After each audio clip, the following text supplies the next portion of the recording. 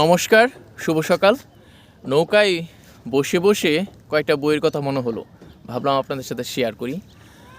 যদি প্রশ্ন করা হয় বই পড়েন কি না, তাহলে বলবো চেষ্টা করি। আর সবার উদ্দেশ্য বললে আসলে ব্যাপারটা খুব কঠিন।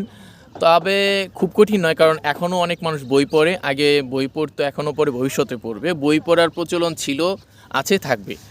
এটা হারানোর মতো বিষয় না। তো আমার কয়েকটা বইয়ের কথা মাথায় আসছে, যেগুলো আমি পড়েছি এবং ভালো লেগেছে, এবং সবসময় যেগুলো মনে পড়ে আর কি। যেরকম বিভূতিভূষণ বন্দ্যোপাধ্যায়ের পথের পায়চালী, বেস্ট। অপরাজিত। তারপর মানিক বন্দ্যোপাধ্যায়ের পুতুল নাচ ইতিকথা, এটাও ভালো একটা উপন্যাস। সমরেশ মজুমদারের সাতকাহন।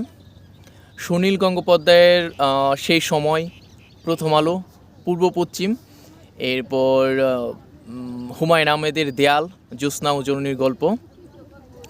এরকম অনেক বই আর কি আরও রয়েছে, যেগুলো ভালো লাগে। সেগুলো আব্দুল আবু সাঈদের সংগঠন ও বাঙালি।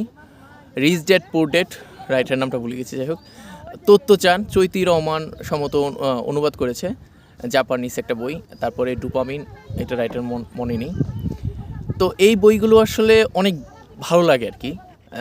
আরও রয়েছে অনেক, জহির রায়হানের হাজার বছর ধরে, হুমায়ুন আজাদের নারী। যাই হোক, আমার খুব একটা বই পড়া হয়নি, চেষ্টা করেছি। তো এইরকম প্রাকৃতিক পরিবেশে আসলে বইয়ের কথা মাঝে মাঝে মনে পড়ে আর কি। সময় সুযোগ হলে চেষ্টা করব বই নিয়ে আরও কথা বলার জন্য। তবে আপনি যদি চেষ্টা করেন বা ভালো লাগে, একাকিত্ব বোধ করেন, বই পড়তে পারেন।